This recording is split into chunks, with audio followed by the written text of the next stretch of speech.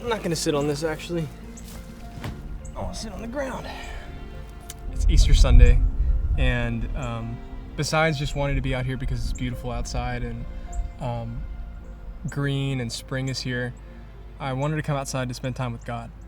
And it's something that I've been thinking a lot about recently, is this thing called contemplative prayer. And it's basically just a big fancy word for spending time with God and really directing our hearts and our minds towards Him in everything. And for me, that looks a lot like silence. It looks a lot like spending time out here in nature and not thinking so much. I find that often I want to pray these really long and wordy prayers, and actually when I feel most connected to God is typically when I'm quiet and when I'm not talking and when I'm just letting go and letting my spirit kind of abide. The concept of abiding, or the word abide, was a little bit confusing to me when I first heard it. We're so used to thinking and doing, and for me, I've come to understand abiding as being, and being looks like being with God at all times. Out here, being with God. When I'm working, being with God. When I'm talking to somebody, being with God. And that is a practice that takes a really long time, and I am at the baby steps of that practice. But whenever I do let go and do abide, and I really feel that, I can feel His love. I enjoy stillness, and I enjoy slowness, and I enjoy presence. And I want to cultivate that more in my life because I think that's the speed that God moves at, and I think that's really cool. And it feels more peaceful. Okay, let's go to the next spot. There's 2 squirrels over there. I read this book last year that changed my life, and it was called The Practice of the Presence of God, and it's written by Brother Lawrence in the 1600s. He was a cook in Paris, and he worked at a monastery, and the whole book is about the practical experience of the presence of God in real life, not from books, not from teachings, not from sitting in lectures or sermons and learning, but actually continuously experiencing the presence of God. He wrote the book towards the end of his life, and it's really just a collection of letters, and he's trying to explain to a younger mentee how he experiences the presence of God every day and how he practices that art of unceasing prayer and abiding. I reread that book a lot because it's a beautiful reminder of God is everywhere, all around us at all times. We don't have to go to a church to find Him. He is here with us. The kingdom of heaven is within you, and all we have to do is be in that unceasing prayer and direct our thoughts and our actions and our hearts on Him, and He reveals Himself. What's amazing to me about that book is that guy, Brother Lawrence, he was a cook, and he talks about how he felt the same presence, the same peace of God in this really noisy kitchen as he did in his private prayer time.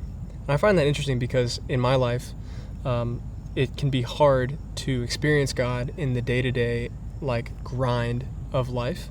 And it can be very easy to forget that He's even there. And it can be easy for me to think that God is only found in church or in community or in the quiet times, the prayer times, but knowing that He's there all the time. He's here. He's everywhere. He's all around us at all times. That book changed a lot for me because it really put words to what I was experiencing when Jesus talks about abiding in Him and existing. And it's not an academic subject in school. It's not something to learn and then master. It's something to be with, to be. and to live out.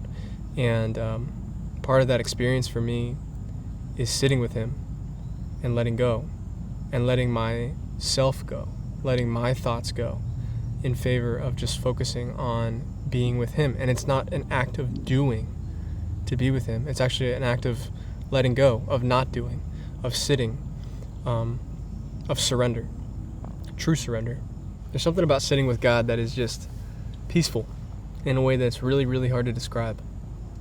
And you can feel that love, and you can feel the peace all around you at all times. You don't need anything in the outside world to do that. Often when I sit down to make videos like this, I find myself wanting to not talk and to just be and to show off. Try to capture the feeling that I have when I'm just being with God, when I'm not saying anything, when I'm not trying to think about anything or do anything, but I'm abiding in him. It's just such a different feeling than normal life. Remember the first time that I felt a sense of the presence of God in my life and abiding with him. And after I felt that feeling, there was nothing else I wanted to do. There's nothing I wanted to achieve. There's nothing I wanted to go accomplish. I just wanted that feeling all the time. And I forget that sometimes. That really everything that we're searching for, everything that we're trying to do, is to try to find that connection with God. And we can have that if we just let go, if we surrender and we let him be in charge, if we let him be in control. And that doesn't take some sort of big gesture. It just takes the heart to be in the right posture, to meet him, and to let ourselves go. And I love that.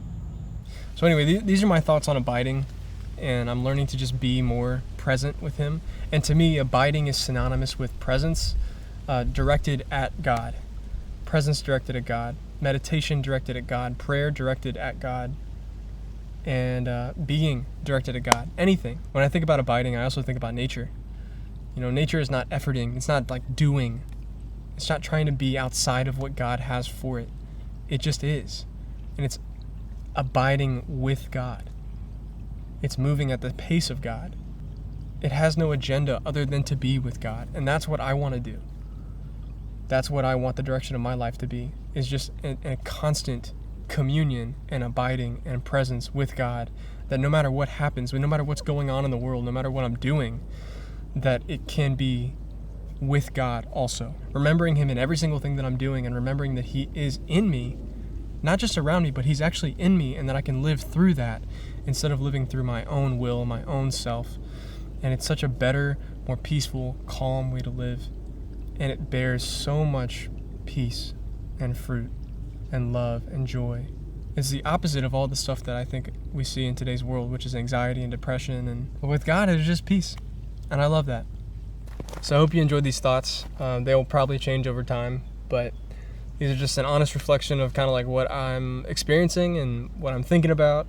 And I hope that you practice that abiding, which is essentially just being quiet. It's just letting go and just trusting that whatever is meant to happen will happen, and whatever comes up it is with God, and you just quiet yourself so that God can come in. I hope these thoughts made sense. It's just kind of like me sharing my honest reflection of what I've been going through and thinking about. My card ran out of storage, but that's okay. I was just wrapping it up anyway. I hope that you enjoyed this. I hope it gave you some value.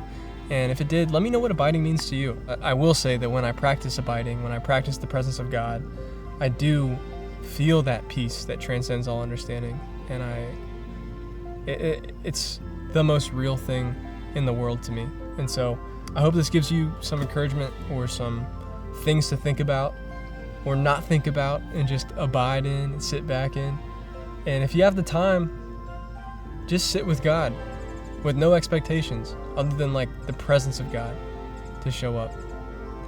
And I really believe that he does work in those situations. I do believe that God can be the most when we are the least, or God is the loudest in my life when I am the quietest in my life. And so I'm trying to practice that more and just sit with him and spend time with him and ask him questions, but also just let him talk and let me listen, and practice that abiding in all the moments.